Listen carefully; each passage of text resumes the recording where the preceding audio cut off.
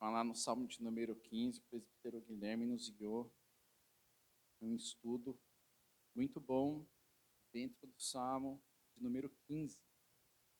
Sempre bom recordar.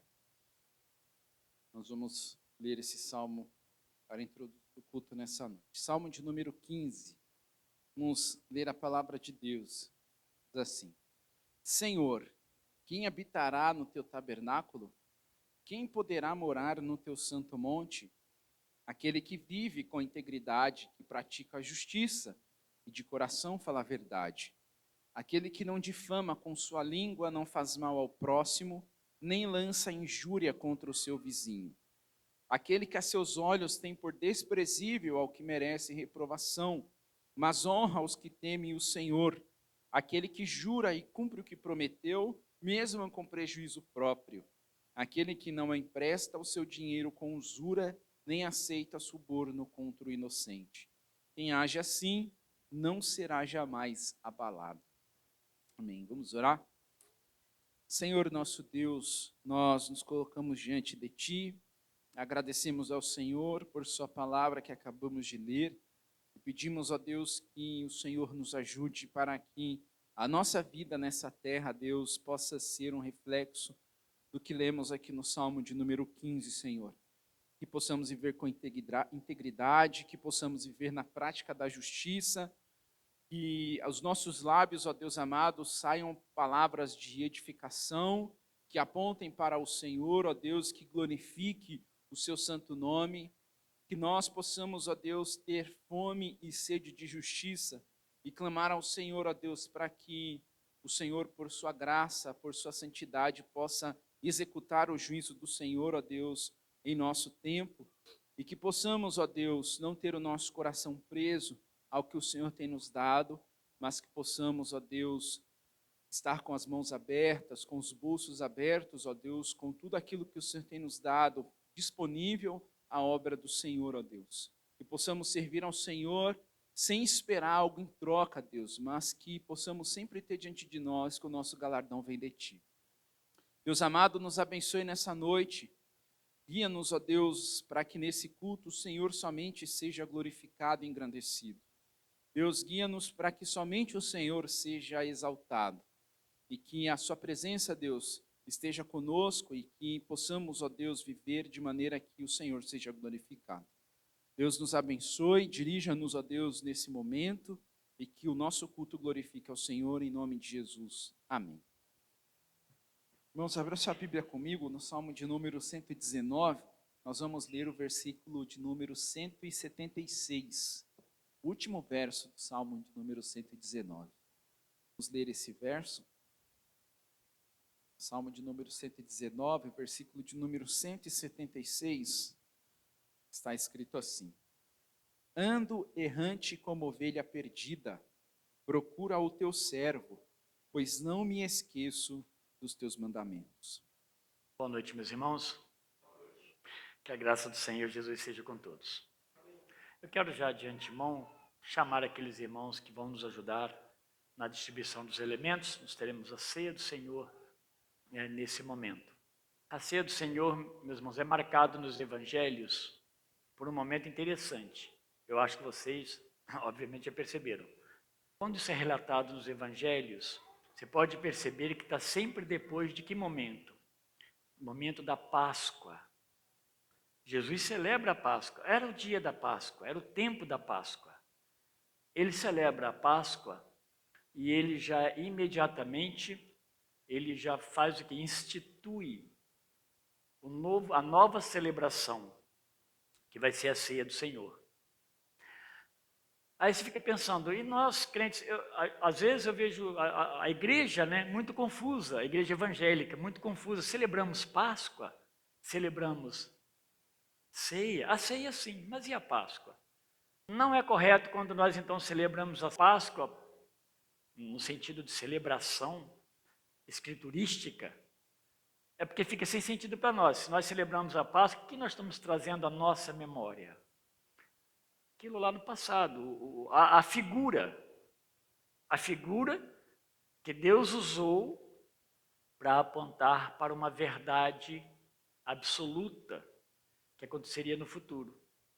Então, a Páscoa é o cordeiro de fato, lá no Antigo Testamento, que ele era imolado, sacrificado, o sangue dele era aspergido. Jesus finaliza a celebração da Páscoa. Ele fecha a celebração da Páscoa. Ele dá uma nova instituição, sabe por quê? Porque ele vai, a partir daquele momento, para a cruz. Vai ser o sangue dele que vai ser derramado. Ele vai ser, então, o quê? O Cordeiro de Deus, como João Batista começa o Evangelho anunciando. Eis o Cordeiro de Deus que tira o pecado do mundo. Então, nós celebramos a ceia do Senhor, porque ela vai nos remeter, né, até Cristo, a obra da cruz, o sacrifício de Cristo, a suficiência do sacrifício de Cristo, não precisa repetir mais. O sangue de Cristo, simbolicamente, porque não precisa ficar aspergindo, ele cobriu então todo o nosso pecado. Isso é uma verdade. A morte de Cristo no nosso lugar nos substituiu. Não precisamos mais de nova morte, não precisamos mais de um outro sacrifício, um outro modelo. Cristo é a nossa suficiência. Portanto, a Páscoa ela não tem mais sentido para nós, a não ser como ensino bíblico. Ela vai sempre apontar para o grande evento da história, que foi o Cristo, o Cordeiro de Deus, que vai para a cruz e morre no nosso lugar. É isso que nós estamos fazendo aqui. Então, Jesus ele vai dar essa ordem para que a igreja celebrasse a ceia do Senhor. A celebração da ceia vai nos levar, vai nos trazer à memória, na verdade, aquilo que aconteceu. Mas é interessante, porque aquilo que aconteceu não ficou só no passado. A nossa igreja sempre está chegando alguém novo, seja pela primeira vez para ser discipulado e batizado, ou seja, alguém que está chegando, mas porque crê em Jesus Cristo, Cristo que foi crucificado e venceu a morte. Então, a morte de Cristo, o Cordeiro de Deus, ela tem um poder transformador presente para os nossos dias. E aí, nós vamos lembrar que a igreja ela vai sendo acrescentada dia a dia, como está lá em Atos capítulo 2. Dia a dia, aqueles que Deus vai salvando em Cristo. Vai chegar um dia que isso não vai acontecer mais. Portanto, a ceia, a Páscoa remete à ceia, e a ceia, ela vai nos remeter ao futuro, ao fim dos tempos. A ceia, o que Cristo faz, vai nos levar a pensarmos, né, na verdade de que um dia nós estaremos para sempre com Jesus no céu. A ceia tem o que Cristo faz não morre naquele momento e nem acaba no presente. O final, a Bíblia diz, será quando nós nos encontrarmos para sempre com o nosso Deus. Então, tudo isso aconteceu onde? Ali na cruz do Calvário. Se nós os adoramos, se nós cantamos e clamamos pela volta do Senhor para nos reunirmos com Ele, é porque isso faz sentido para nós, é uma verdade bíblica. Então, nós estamos aqui nessa noite, como foi feito pela manhã, nós estamos aqui, então, obedecendo a Cristo, celebrando com esses elementos, esse memorial, esse acontecimento, que não tem como nós não pensarmos e sermos gratos a Deus em Cristo. Né? É isso que nós vamos fazer nesse momento, com esses elementos, que não são elementos que se transformam, são elementos normais. Vinho ou suco de uva, fruto da vide, pedaço de pão. O cumprimento dessa ordenança de Cristo, isso sim nos alegra e nos faz sentir, né, contentes no próprio Cristo. A obediência de fazê-lo vai trazer a nós um sentimento muito grande de satisfação e de alegria por tudo aquilo que foi feito, pelo que está sendo feito, por tudo que ainda será feito para nós. Para Deus está tudo já concretizado. Então, meus irmãos, talvez tenhamos pessoas que nos visitam, são de outra igreja evangélica e crê dessa forma, o Cristo que morreu na cruz pelos nossos pecados, crê perspectiva futura, mas você está aqui hoje visitando, está de passagem, está em comunhão com a sua comunidade, nós ainda convidamos para que participe conosco. Tá bom? Então, sintam-se convidados. E todos os irmãos, quando pegarem os elementos, aguardem. Nós temos orientado aqueles que estão se preparando para se tornar membro, que aguardem esse tempo da aceitação, né, e a participação da comunidade. Aí você se torna realmente membro dessa comunidade, tá bom? Guarde mais um pouquinho, vai chegar esse tempo de grande alegria também para você e para nós. Quero, então, meus irmãos, vou passar aos irmãos os elementos, peguem e aguardem aquele sentido de tomarmos, comermos juntos, como se estivéssemos à mesa com o nosso Senhor.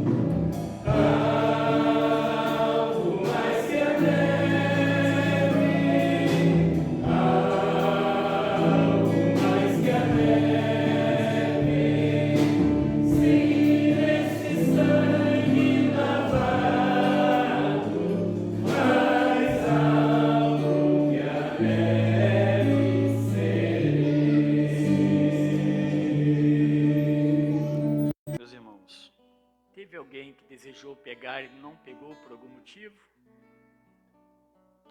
Muito bem. O Evangelho de Lucas, bem no final aqui, já naquele momento que antecedia a sua crucificação, capítulo 22, nesse momento da ceia do Senhor, diz assim, nos versos 19 e 20 do capítulo 22 de Lucas: tomando o pão e tendo agradecido, partiu e o entregou a eles, dizendo: isto é o meu corpo, dado em favor de vós. Fazei isto em memória de mim. Façamos e comamos o pão em memória de Jesus.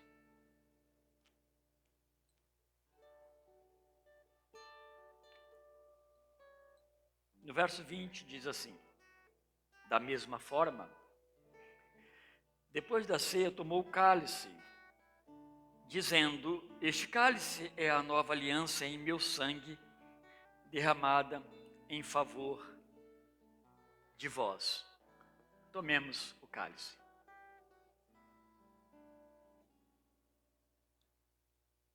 Oremos. Querido Deus, muito obrigado, Senhor, porque o que acabamos de celebrar aqui, por ordem do Senhor Jesus,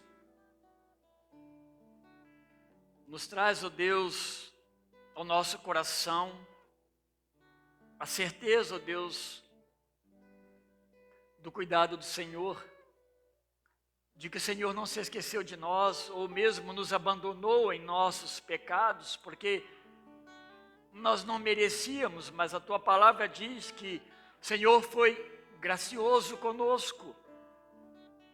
E nós aprendemos que graça, e essa graça do Senhor, é um favor imerecido. Portanto, foi da vontade do Senhor nos amar e nos recriar em Cristo Jesus. Estamos aqui, ó Deus, felizes. Talvez o mundo, ó Deus, esteja com medos e temores, incertezas. Mas nós estamos aqui reunidos no nome do Senhor, ó Deus, cheios de certezas. Ao menos em relação, ó Deus, ao nosso futuro.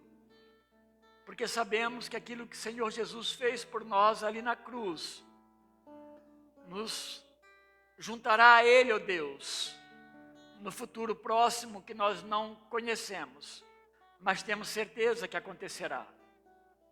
Então, Senhor, bendito seja o teu nome. Obrigado, meu Deus, por enviar o seu Filho, como diz a tua palavra, o seu Filho amado, para que Ele, ó Deus, dando a sua vida no nosso lugar, nos libertasse da condenação do pecado. Obrigado, meu Deus. Celebramos esse momento com alegria e com gratidão no nosso coração. Em nome de Jesus Cristo. Amém. Amém, meus irmãos. Obrigado, tá, meus irmãos, que nos ajudaram. Deus continue abençoando vocês. Abram suas Bíblias, meus irmãos, no Evangelho de João, no capítulo 21. É o último capítulo do livro de João. Estou encerrando. Se eu puxar aqui, eu acho que faz uns 3 anos. Demora mesmo, porque nós revezamos aqui, graças a Deus por isso. A conversão nossa a Cristo, meus irmãos, até nós ir amadurecendo, é um desafio muito grande, porque o que nós vamos ver aqui tem um pouco a ver com isso. Sabe o que é maturidade? É crescimento, é entendimento de ser discípulo. O que significa isso? Às vezes nós colocamos essas coisas no nosso bolso e vivemos muito bem, graças a Deus, né? Mas nós não importamos muito com o comprometimento do discipulado. Por que Jesus te chamou? Você já pensou nisso? Por quê? Por que você foi alguém que Deus chamou para compor a fileira do Evangelho? Essa passagem, nós vamos ler a partir do verso 20 e finalizar. Eu podia ter feito ela junto com a passagem anterior, mas eu não quis, eu quis encerrar em 2 partes, achei mais fácil. Mostra já depois de 3 anos, não é um tempo longo. Não é um tempo longo. Aliás, porque batiza pessoas rápido e porque se demora tanto, as 2 coisas fazem sentido, mas eu fico pensando, ora, é bom discipular um pouco mais, mas quando eu olho para a Bíblia batizava muito rápido as pessoas. Aliás, também muitas vezes é confusão para nós também. O mais importante é entender que houve conversão e transformação. Nós tínhamos um tempo judeu, meus irmãos, o contexto do povo, do tempo de Jesus, seja judeu ou gentio, mas vamos pensar no judeu. A conversão deles, quando ela acontecia, ela era de fato genuína. Você percebia. Quando ele entendia que Cristo é o Messias, ou Cristo que já é Messias, né? Esse é o enviado de Deus, acabou. Ele entendeu que é o enviado de Deus e ele cria. E ele morria pelo Evangelho. Há uma questão de lugar, de vida e de tempo. Hoje a gente precisa um pouco ter certeza de que alguém que está confessando a Cristo, de fato, isso é verdade, né, para a gente poder atestar a sua fé. Mas eu não tenho problema se alguém batiza rápido, desde que ela tenha entendido e se convertido fielmente. Não é pecado, não é errado. É meio perigoso, vamos botar assim, né? Vamos ao texto, então, a partir do verso 20 aí, do Evangelho de João. Eu vou tentar ler, eu vou abrir aqui para eu ler, né, na versão que eu pus, que é NAA, e eu gosto de usá-la a partir do verso 21. Só uma coisa para contextualizar-nos, meus irmãos. Eu lembro que da vez anterior, nos últimos versos aqui, quando entrei no capítulo 20, eu falei um pouco sobre isso, desejando lembrar os irmãos sobre a veracidade da autoria de João, o autor desse último capítulo. Então, é importante que eu passe a informação, não estou preocupado em discutir os pontos das discussões. Isso não é importante. Mas discute-se isso, a veracidade da autoria, principalmente do último capítulo de João, por vários motivos. Às vezes que é usado a terceira pessoa, a formato, palavras que não era comum nos outros 20 capítulos, aparece muitas vezes no 21. muitos creem que, se não foi João, foi alguém sob a orientação de João, portanto, não há dúvida. Porque eles acham que no 20, 30 e 31, quando ele fala o propósito desse evangelho, capítulo 20, 30 e 31, eles acham que ali encerrou muito bem o evangelho de João. Mas tem o 21, tá bom? Por esses motivos, grande parte, maioria dos teólogos, eles creem de fato que o 21 foi escrito por João, ou mesmo que tenha sido alguém sob, como Paulo fez várias vezes, né, alguém sob a supervisão dele, no tempo dele, junto com ele no tempo dele e ele vivo. E assim também eu creio, tá? Portanto, estou muito tranquilo em expor o verso, capítulo 21. Verso 20. Então Pedro, voltando-se, viu que o discípulo a quem Jesus amava vinha seguindo. Era o mesmo que na ceia havia se reclinado sobre o peito de Jesus para perguntar: Senhor, quem é o traidor? Ao vê-lo, Pedro perguntou a Jesus: Senhor, e quanto a este? Jesus respondeu: Se eu quero que ele permaneça até que eu venha, o que você tem com isso? Quanto a você, siga-me.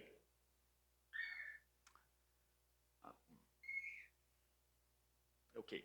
23. Então se espalhou entre os irmãos a notícia de que aquele discípulo não morreria. Ora, Jesus não tinha dito que tal discípulo não morreria, mas se eu quero que ele permaneça até que eu venha, o que você tem com isso? O que você, Pedro, tem com isso? Este é o discípulo que dá testemunho a respeito destas coisas e que as escreveu. E sabemos que o seu testemunho é verdadeiro. Há, porém, ainda muitas outras coisas que Jesus fez. Se todas elas fossem relatadas uma por uma, penso que nem no mundo inteiro caberiam os livros que seriam escritos. O verso 24 e 25, ele está fechando mesmo o evangelho escrito do livro, né, de João. Qual é o propósito central do evangelho de João? A gente vem sempre tentando lembrar. É aquilo do que está no 20, 30 e 31. João diz que Jesus fez os milagres e o propósito desses milagres é que, olhando e vendo esses milagres, as pessoas pudessem o quê?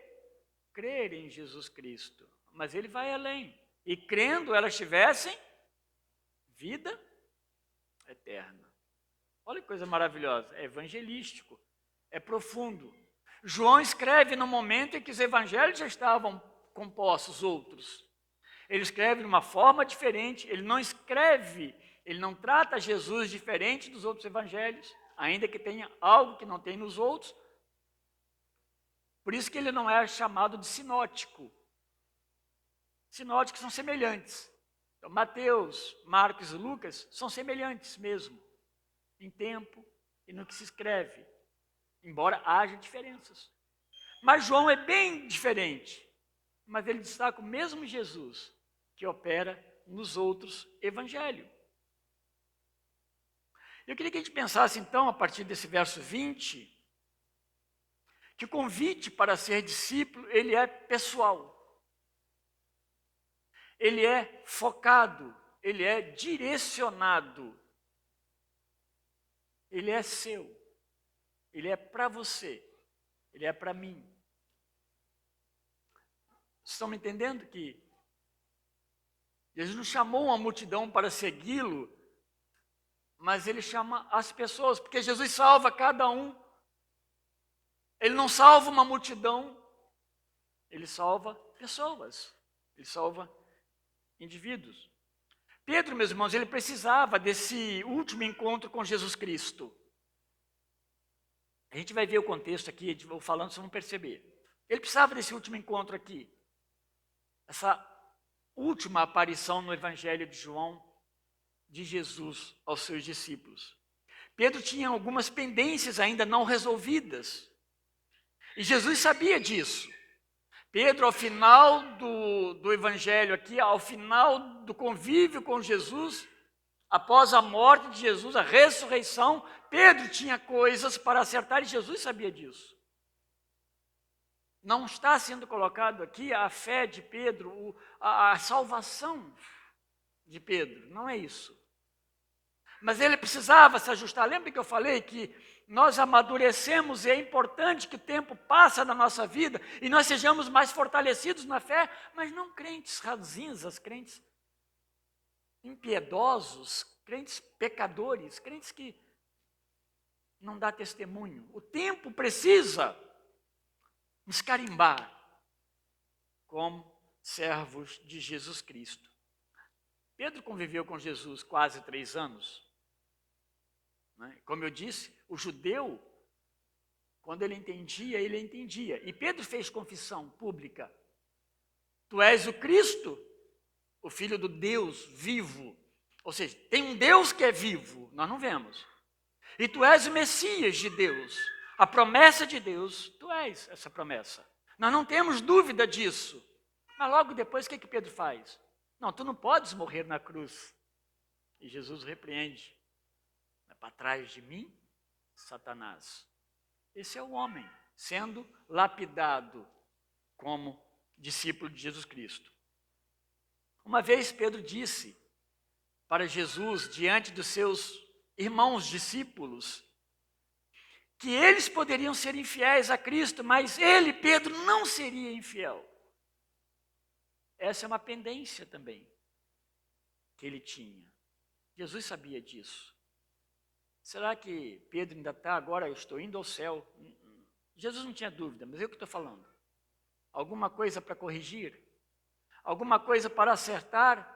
Porque um pouco antes Jesus fala com ele, Pedro, tu me amas? Pedro, tu me amas? Pedro, tu me amas? 3 vezes. E 3 vezes, amo, Senhor, amo, Senhor, amo, Senhor. E 3 vezes, apacenta minhas ovelhas, apacenta minhas ovelhas, apacenta minhas ovelhas. É o Pedro que está sendo construído no momento em que Jesus está voltando para o céu, ainda construído. Então não pense que a sua fé está plenamente construída, mas o que você não pode é ficar ainda dando passos para trás na fé como discípulo de Jesus. Ato contínuo, ele vai o quê? Logo depois, pouco tempo depois desse momento, ele vai negar Jesus 3 vezes. E aí, muitos fazem essa relação mesmo. As 3 perguntas, se tu me amas, para que ele nunca se esquecesse que ele também negou Jesus 3 vezes. 3 vezes, antes que o galo cantasse, ele nega Jesus. Então, esse encontro, na verdade, ele acaba sendo, eu estou falando dos versos anteriores, tá? Ele acaba sendo um momento de restauração na vida de Pedro. Um tempo de instrução final. E a gente tem que lembrar que Jesus ele não perde tempo, Deus não perde tempo conosco. O tempo é precioso para Deus, deveria ser precioso para nós também. Nosso tempo de fé, nosso tempo de serviço, ele é tão pequeno, né? Nesse tempo de mundo, nessa eternidade. E a gente precisa olhar para isso como uma oportunidade de estarmos na presença de Deus, nos preparando para a eternidade. E aqui, meus irmãos, então, naquele momento, Jesus encerra lá o verso 19, falando que depois de tudo isso aí, que Jesus fala com ele assim, ó, segue-me. Segue-me. E aqui é a 3ª vez que Jesus se apresenta aos discípulos depois da sua ressurreição no Evangelho de João. Então, pensando aí no verso 20, que você pode ir acompanhando, após então perguntar para Pedro 3 vezes se Pedro o amava, depois Pedro recebendo o chamado de Jesus para segui-lo, né? Agora os olhares vão se dirigir para João, que estava ali, próximo deles, acompanhando-os. Não estava lado a lado, porque dá a impressão que eles olham, Pedro olha em algum momento, mas sabe que João estava ali. A expressão que usa não é João, não aparece, mas ele vai usar a expressão do discípulo a quem Jesus amava. E aí, meus irmãos, há uma unanimidade para concordar que esse é o mesmo João, autor do Evangelho, tá bom? Então não vou ficar discutindo isso, né? A gente crê nisso, não tem dúvida nenhuma. Então, é uma referência a João. Essas referências vão aparecer de várias maneiras em outros momentos. E um momento que pode sacramentar, né, esse olhar deles para João como discípulo amado, é porque aqui mesmo, nesse versículo, é citado, né, que esse é o discípulo que um dia também, o que ele se reclinou nos peitos de Jesus Cristo.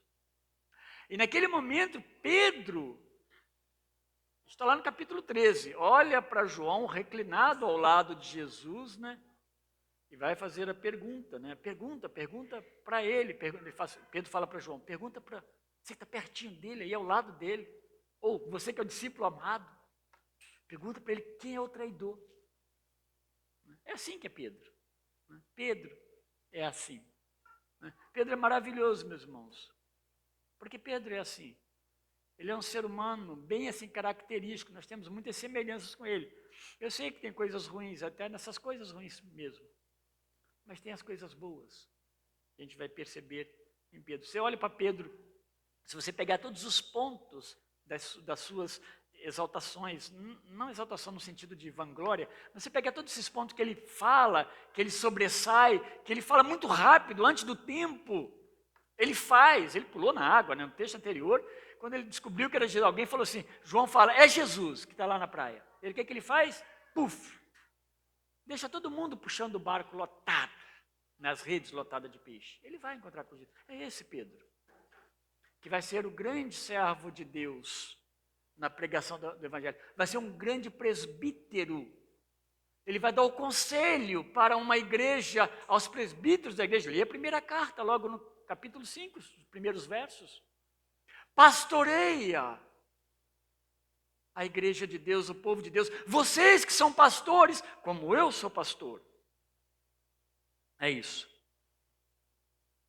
Essa identificação de amado, discípulo amado, não coloca João à frente dos demais, em termos de amor. Não é esse o contexto e o sentido. Ele foi denominado assim, para a sua forma. Ele é o primeiro a identificar lá no sepulcro, vazio. Quando ele olha, ele diz, sim, eu creio. Eu creio. Eu creio que esse é o Filho de Deus e ressuscitou. É maravilhoso se olhar esses detalhes desses discípulos. Ainda para o verso 21, Pedro vai então apontar para João, que estava próximo dele, e pergunta para Jesus o que vai acontecer com esse. Não com ele, Pedro. Pedro pergunta, com esse, que é João, o discípulo amado. Ele faz essa pergunta dessa forma, meus irmãos, porque Jesus havia dito a Pedro com que maneira ele morreria. Os versos anteriores nós lemos isso. E a morte de Pedro, de que maneira ele morreria e de que maneira ele glorificaria Cristo. Esse é o contexto. De que maneira você vai morrer e de que maneira você vai me glorificar. Esse é o sentido. Pedro agora, o que ele faz? Bem característico, né, que nós estamos falando de Pedro. Ele falava, na verdade, o que tinha na mente. Ele quer saber o que vai acontecer com a vida do outro. O que vai acontecer com ele? Talvez porque eu e não ele. Porque eu vou ser cingido. O cingido ali não é vestido. Embora Jesus vai usar uma figura assim que na sua velhice outros te cingirão. Mas a ideia do texto não é vestir, porque ele estava inválido. De certa forma, a velhice dele não permitiria que ele nem reagisse e corresse, como ele corria quando era novo. Ele não vai conseguir correr. Mas a realidade por trás disso é que ele vai ser maniatado, preso e condenado. E agora ele está falando, por que não? Claro que eu estou fazendo um jogo com as palavras. Por que não ele? Ou ele também não vai, não? Ou só eu? Pode ser tudo isso aí, talvez. Tá? Será que João vai ter um fim como o meu fim que o Senhor falou? Mas muitas vezes, meus irmãos, nós somos exatamente como Pedro. Nós estamos curiosos sobre como será o ministério do outro, como será a vida cristã do outro, como vai ser o desenvolvimento do outro. E nós vamos esquecendo de olhar aquilo que Deus está falando para nós. Normalmente são indagações desnecessárias. Elas não trazem, como aqui no caso de Pedro, nenhum acréscimo ao propósito maior. São especulações, até perigosas. Olha, cuidado com especulação. Cuidado. Qual foi o sinal de Caim? A especulação, ela tira você do foco central, do sentido do texto.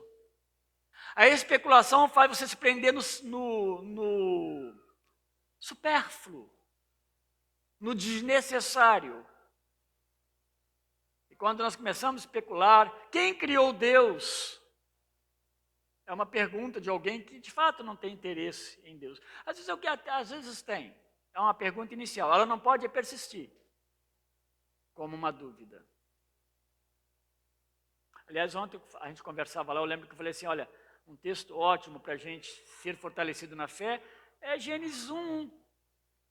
No princípio criou Deus os céus e a terra. Ele está falando do grande Deus. E se você não crê nisso, você perde todas as coisas que vêm na sequência. E esse tipo de indagação, especulação, ela tira-nos do foco da mensagem de Deus e de Cristo para nós. A gente se distrai. Então, a urgência que Pedro observasse a ordem de Jesus, os ensinos de Jesus para a vida dele, isso é que importava. Não é o que o outro fazia ou deixava de fazer. Então esse é o último tempo que eles estavam juntos, Pedro precisava aproveitar isso. Havia uma mensagem específica de Jesus para Pedro. E era isso que deveria importar para ele. Jesus está respondendo dessa forma. No entanto, a gente vai perceber que a curiosidade de Pedro, como algo periférico nesse contexto todo, ela vai tentar assumir uma posição de preeminência. Eu lembro muito, uma vez eu falei aqui na igreja, talvez tenha falado até algumas vezes, que quando você está querendo focar num assunto que é de fato importante, vamos dizer o evangelho de alguma pessoa, alguém ou essa pessoa tenta falar, eu quero falar de futebol, sabe? Que não tem sentido para o propósito daquele momento. Ou alguém, um terceiro chega, bate nas nossas costas, não, para com isso, vamos falar agora de uma coisa que realmente, vamos alegrar esse momento. Não há alegria maior do que o evangelho de Cristo, falar de Cristo. Por isso a resposta de Jesus aí no verso 22, ela foi muito direta e ela foi muito objetiva. Embora, meus irmãos, de forma intencional, ela não dissesse o que Pedro queria ouvir, não atendesse a demanda de Pedro. Jesus responde justamente que há coisas mais importantes do que simplesmente saber o que será da outra pessoa ou do outro discípulo. Por isso que ele diz, não importa para você, Pedro. Parece indelicadeza de Jesus, mas Jesus está confrontando. E essas coisas, meus irmãos, muitas vezes quebram de nós as nossas ruins sensibilidades. Né? Nós não conseguimos ouvir um não de Deus através da boca de um irmão. Nós não aceitamos uma repreensão. Nós não aceitamos muitas vezes, olha, pense e ore sobre isso. Isso aconteceu, pense no que Deus tem por trás disso aí, porque tem sempre alguma coisa. Mas às vezes as pessoas não amadurecem a ponto de poder ouvir confrontos. De fato, Jesus vai ser bem incisivo. E responde dessa forma, sim, com Pedro. Então, o Senhor também tem seus planos para o discípulo amado. Pedro não precisava conhecê-los, pelo menos a partir da revelação de Cristo. Eu não sei o que Deus tem para cada um de vocês, para cada um de nós como presbíteros. Eu não sei nem se estarei vivo amanhã. Essa é a realidade nossa, de todos nós. Então Jesus fala, se eu quiser que ele permaneça, aqui a ideia é, se eu quiser que ele fique vivo na terra, se eu quiser, o que você tem com isso? Essa foi a resposta de Jesus. Jesus foi indelicado? Né? De forma alguma. Quando nós não compreendemos esse falar de Jesus, nós não aceitamos muito a soberania de Deus. Quando nós temos dificuldade de ouvir Jesus nos confrontar, nós temos dificuldade de entender a soberania de Deus, porque a soberania de Deus fala de eleição, ela fala de escolhas, ela mexe com os nossos desejos pessoais, nossos méritos. A soberania de Deus tira-nos do conforto e nos coloca numa plena dependência, completa dependência dele. Se nós não entendemos os nãos de Deus, os sims também, mas entendemos que vem de Deus para nos corrigir, fica difícil. Nós ficamos muito melindrosos como cristãos e algumas coisas nós não aceitamos. E ponto. Temos que rasgar da Bíblia, né? Aqueles momentos assim. Pedro não precisa se preocupar com isso. O verso 23, então, esclarece que esse dito de Jesus, aí fala isso aí. Esse dito de Jesus aí para Pedro se espalhou entre a comunidade dos discípulos, ou seja, que Jesus havia cravado que João não morreria antes que ele voltasse, Jesus voltasse do céu. Esse foi o entendimento. Lembre-se, João escreve o evangelho quando? 80, 85 depois de Cristo. Todos os demais discípulos estavam mortos por esse momento. Só Pedro. O que passava na cabeça de João? Já estou com 80 anos, sei lá, 85 anos, não morri ainda. Jesus falou um negócio lá que com Pedro, acho que eu não morro não, antes que ele volte, acho que eu vou ficar vivo, ele volta e nós vamos, né, nos ajuntar na glória. Lembre-se que, quando nós falamos parousia, a volta de Cristo, e o dia do Senhor, não é uma data, mas desde quando Jesus ele sobe ao céu, os evangelhos relatam, Atos relata também, né?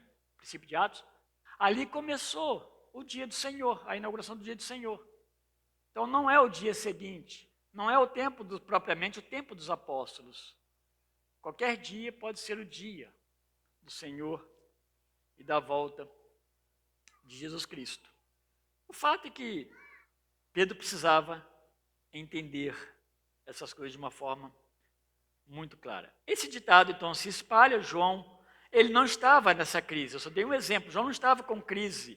Mas quando ele escreve o Evangelho, ele está ouvindo esse ditado. Puxa vida, lá por volta do ano 30, ou 33, como alguns queiram, o pessoal dizendo, né? Jesus falou para Pedro que quanto a esse discípulo, que é João, né, que ele fique vivo, que ele permaneça vivo, e isso estava correndo. Aí João faz uma correção, aí no verso 23. Ele está falando que Jesus não quis dizer, né, que ele ficasse vivo para sempre, ou seja, Jesus ainda voltaria na terra novamente, nesse período, e cumpriria, né, os dias finais. Ele vai dizer que não se trata disso. Então, o final disso, então, quando corrige, ele fala assim, o que Jesus quis dizer, de fato, né, é que é aquilo que ele disse, né? Se ele quiser que ele fique vivo, ele fique vivo. Mas não significando que ele vai ficar vivo para sempre. Se eu quiser. Mas não estou dizendo que ele vai ficar. Então, somente isso. Só que, mesmo Pedro desfocando da centralidade do chamado e da mensagem de Cristo para ele, o Senhor volta para Pedro agora e repete a ordem imperativa, né, que cabia sim a Pedro segui-lo. Isso está no verso 22, eu estou voltando um pouquinho do 23 só para explicar. Ele termina o verso 22, quanto a você o quê? Segue-me. Lembra que eu estou falando da individualidade da salvação, do chamado, do ministério. Nem todos serão pastores. Todos serão discípulos de Cristo. Você tem um ministério, eu não sei qual será o seu ministério, dentro da sua casa, no seu trabalho, no seu dia a dia, no trabalho como comunidade. Importa que você ouça o que o Senhor está falando para você no seu evangelho. Então, Não desfoque, Pedro. Segue-me. Então, meus irmãos, esse, na verdade, o segue-me, ele é o ponto da vocação cristã. Aqui está. Se nós queremos achar um ponto, esse é o ponto que Jesus está chamando a atenção de Pedro, da vocação do cristão. Seguir a Cristo. O sentido, meus irmãos, da expressão é ser como, tornar-se discípulo. Então ele é muito enfático, esse segue-me, porque olha, seja como eu, seja meu discípulo, e não diferente. Esse é o sentido. Você pode ser diferente do outro, mas parecido com Cristo. E Cristo vai deixar o significado, né, do Evangelho para as nossas vidas. F.F. Bruce, Frederic, Bruce, um teólogo, ele está falando sobre o ministério do cristão chamado para ser servo de Cristo. Então ele escreve o seguinte: um discípulo pode dar seu testemunho com martírio, com morte. E outro, chegando em idade avançada, que ele está falando desse texto aqui, em relativa paz. Ambos podem ser discípulos igualmente fiéis. A gente sabe que João não chegou tanto em paz, mas João aparentemente não morreu. Aparentemente não morreu como Pedro morreu. Né? Mas se João fala da ilha de Patmos e conta a história do seu sofrimento, foi intenso. Mas o que pode acontecer é que no meu ministério seja um ministério de dura perseguição, como pode acontecer com alguns irmãos nossos em outras partes do mundo, enquanto nós estamos aqui numa igreja, ainda onde o país tem paz, a gente pode pregar o Evangelho e viver esse Evangelho com liberdade. Mas ambos podem ser discípulos igualmente fiéis a Deus. Não é o final da história, ou não é a história, a forma como ela acontece, que vai tirar a sua fidelidade e o amor de Deus para contigo, como discípulo de Deus, de Jesus. Hebreus, então, 11:34 e os subsequentes, os versos subsequentes, ela anuncia que alguns, pela fé, eles escaparam ao fio da espada, enquanto outros, pela mesma fé, foram mortos ao fio da espada. Uns escaparam, outros foram mortos. Então, não cabe a nós, discípulos, não cabe a Pedro, ficar medindo as circunstâncias, pedindo informações sobre o outro, por enquanto.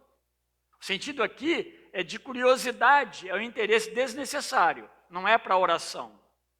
Ele falou: Senhor, diz para mim, se João vai também morrer igual eu, porque eu quero saber para eu poder orar por ele. Não, ele ia orar por João o tempo todo. Se João fosse para a cruz ou não, Pedro iria orar para João. No momento ele estava desejoso de saber o que vai acontecer com esse homem, porque havia uma missão para ele, Pedro.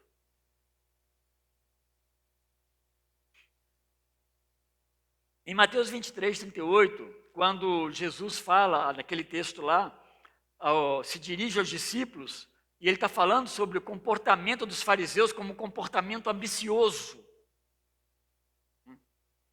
cheio de legalismos. Jesus diz para os discípulos que eles não serão como os fariseus. Lá no verso 38, vocês não serão como eles. Por quê? Ele diz lá: pois um só é o mestre de vocês, e todos vocês são irmãos. É diferente. Naquela comunidade, os discípulos estavam sendo tirados por Deus daquele formato religioso de viver, em que se olhava para os outros, falava da vida dos outros, buscava-se poder, mas não ouvia o mandamento de Deus. Então, se isso acontece, o perigo de desfocar é muito grande. Você perde o foco do seu mestre. Então, Jesus se dirige ao indivíduo, ele dirige-se a mim e a você.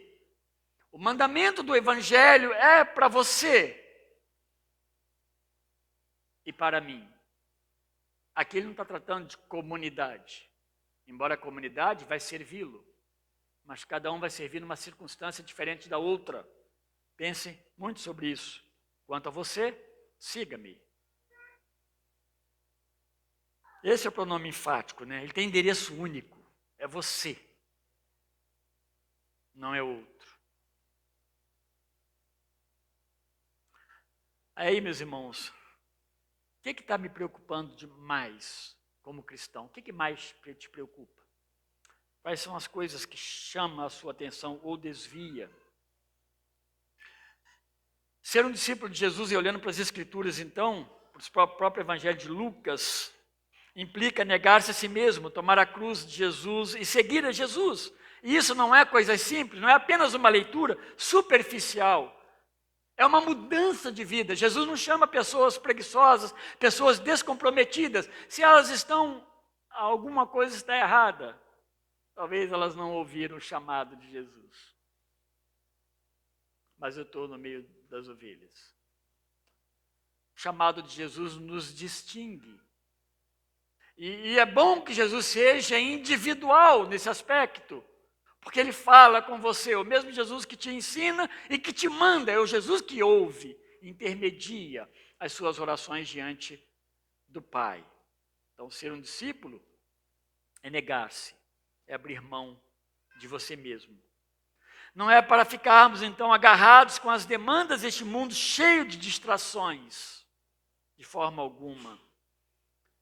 Diziam, isso aqui eu peguei essa informação, na Escócia do século passado, falavam de um professor de Bíblia sobre quem as pessoas se perguntavam por que dele já estar com seus quase 90 anos ou mais de 90 anos e ainda ativo como servo e como discípulo. Não que ele estivesse errado, mas assustando as pessoas, como pode esse homem estar trabalhando no Evangelho, talvez dando aula ainda. Mais ativo, porque o servo de Cristo ele não morre em determinado momento no seu aspecto de discípulo e trabalhador e servidor. Ele vai servir para sempre. Eu posso um dia deixar de ser pastor, aposentar, né, por causa do cansaço, qualquer coisa, mas eu não vou deixar de ser servo de Cristo. Eu não vou deixar de servir a Cristo de forma alguma, porque Ele me chamou para isso. Ele me dá uma missão. Aquele homem respondeu diante dessas indagações, que é bem recente, né? Ele disse assim, ó, eu creio que o Senhor está me mantendo vivo com um propósito. Ele não sabia. Eu creio. A minha oração, ele continua, é que eu atinja este propósito. Ele ficou perguntando, ele nem sabe direito, mas ele sabe que tem propósito. Então, vamos trabalhar. O que Deus me dá como dom? O que eu posso fazer na minha comunidade? Voltando a esse rapaz ontem, me desculpe, né? Ele tem um interesse muito de estudar a Bíblia, então nós falávamos, olha, como se deve estudar a Bíblia? Para pregar mesmo, para ensinar pessoas. Ele achou muito interessante. Mas ele falou assim, uma coisa eu sei, e faço com empenho, vou nas casas das pessoas, oro com elas, entrego e evangelizo. Eu tenho oportunidade de evangelizar. Eu gosto de trabalhar com ação social. Ok, que maravilha. Não está servindo a Cristo? Está servindo a Cristo, intensamente. Intensamente. Então, descubra o propósito.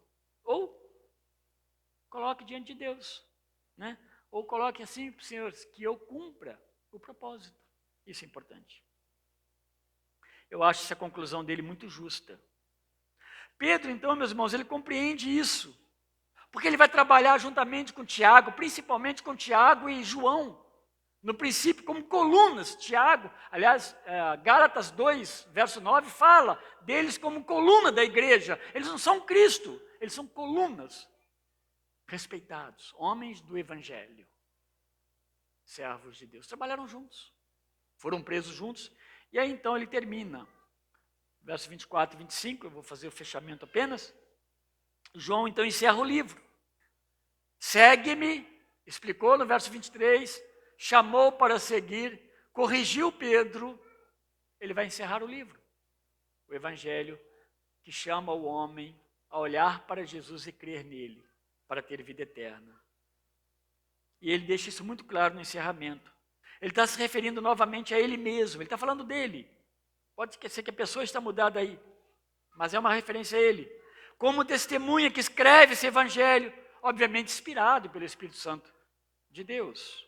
Ele viu, ele presenciou, ele participou dos momentos com Jesus. Ele viu todo o ministério de Jesus Cristo. Eu imagino João agora, né, naquele tempo lá, mas ele ainda vivo, idoso, último apóstolo vivo, relembrando tudo que ele presenciou e que ele viveu com o Senhor Jesus Cristo, o Deus, né, conosco. Somente o Espírito Santo que pode selar tudo isso nos nossos corações, nas nossas mentes, essas compreensões, esse mover de Deus, a gente poder, ao final da nossa vida, que seja, no princípio, no meio, a gente falar que Deus existe, Ele é Senhor, Ele está no meio de nós, Ele está agindo, Ele me usa, e eu me ponho diante dEle, aos pés dEle, a serviço dEle, porque eu sei quem esse é Deus, como disse Jó, né? Ele vai concluir que ele sabe que o Redentor dele vive. Ele acrescenta que Jesus fez muito mais do que foi relatado. Mas o que o Espírito Santo de Deus permitiu que João escrevesse, está escrito. E está escrito num contexto de que é suficiente para nós. Que nós não precisamos perguntar mais coisas. Que uma das discussões hoje é até onde vai a revelação de Deus. A revelação de Deus começa em Gênesis e termina em Apocalipse. Amém. Nada mais do que isso.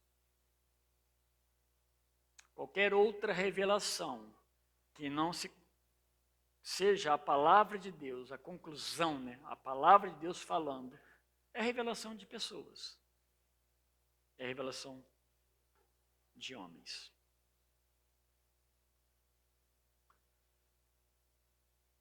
João, então, em seguida, né? Ele vai dizer, na verdade, ele vai encerrar e ele vai estar dizendo o seguinte, com essa conclusão, ele deseja que essas pessoas creiam em Cristo, mas elas tenham vida eterna, porque João é evangelista, João quer que você seja salvo. João quer que você seja alcançado por Cristo. João deseja que não parta dessa vida sem crer em Jesus Cristo. João deseja que você viva eternamente. Ele quer dizer que é possível ser restaurado e reconciliado com Deus. E ele fala que se tudo, ele não pôs tudo, porque se tudo que Jesus fez e falou fosse colocado num livro, não caberia neste mundo. Claro que é uma hipérbole, né? Mas o que você pensa nisso? Hipérbole para nós, porque acho que nós nem teríamos condições de escrever isso tudo. Mas para Jesus não. Porque Jesus é o quê? Ele é criador. Vai contar a história de Jesus, tente contar. Tente contar a história de uma estrela que ele criou e deu nome para ela, que você não sabe onde ela está. O planeta. Você olha lá e talvez consegue localizar, aquele lá é o Netuno. Mas você vai... O que foi possível medir, né? Está milhões de quilômetros de nós. Mas Jesus mudou vida, curou pessoas no ministério de 3 anos, mas ele é eterno. Ele não viveu só esses 3 anos aqui na Terra. Ele é eterno. Então não dá para falar de Jesus numa página. São muitos, muito que falar de Jesus que nós nem conhecemos. Esse evangelho, então, meus irmãos, foi escrito para que você o leia, você o ouça, esse evangelho, você crê em Cristo e seja reconciliado com Deus, tenha a sua vida transformada, você tenha a vida eterna, você obedeça o que Cristo está falando para você, não cruze os braços, não ache que não há mais o que fazer. Jesus está falando para você, e para mim ele está falando também. Jesus está falando para a sua igreja como um todo, mas para você como indivíduo, deve segui-lo. Pense nisso, que é seguir Jesus. Talvez Vai ter muita coisa que você vai ter que repensar. Eu também.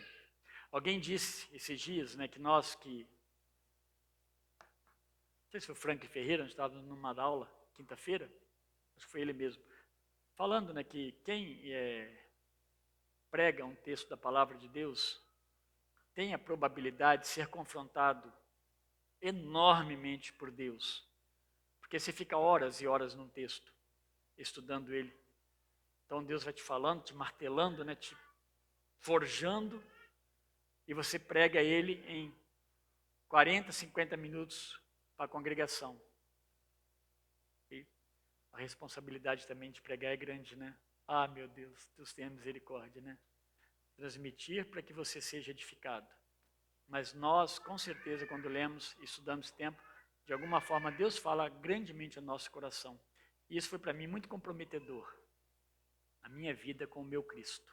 Que Deus nos abençoe, meus irmãos. Que seja da sua vida com o mesmo Cristo que você serve, que é o que eu sirvo. Oremos. Obrigado, nosso Deus, pela tua palavra. Obrigado, Deus, pelo Evangelho de João. Encerramos pelo momento, Deus, mas por certo um dia voltaremos nele, que isso é importante. Ajuda-nos, ó Deus, a sermos discípulos fiéis. Tira-nos, ó Deus, dos desfocamentos, aquelas coisas que não são importantes, que muitas vezes queremos saber, queremos procurar, queremos encontrar, ó Deus, o Senhor está falando ao nosso coração, diretamente, ó Deus, para sermos seu discípulo. Ajuda-nos, ó Deus, a compreendermos o sentido do chamado e a mensagem. Trabalha os nossos corações, trabalha essa igreja, ó Deus, para que ela cresça temente a Ti. Abençoa-nos, ó Deus, e tenha de nós misericórdia. Fala ao nosso coração. Alegra-nos, renova-nos, ó Deus. Amplia nossa visão no Teu reino. Para que nós possamos, de fato, Deus, ver as maravilhas da lei do Senhor. Em nome de Jesus, amém.